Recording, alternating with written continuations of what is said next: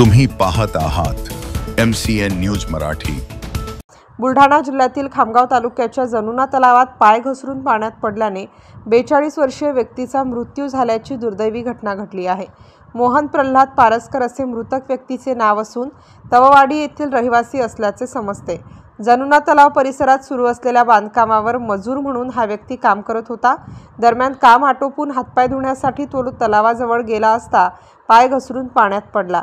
उपस्थित असलेल्या लोकांनी त्याला वाचवण्याचा प्रयत्न केला, मात्र तोपर्यंत तो पूर्णतः बुडाल्याने प्रयत्न निष्फळ ठरले।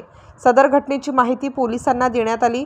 त्यावरून शिवाजीनगर पोलीस आणि अग्निशामक दलाने घटनास्थळी धाव घेऊन शोध मोहीम राबवली। काही वेळाने मृतदेह पाण्यातून बाहेर काढण्यात आला।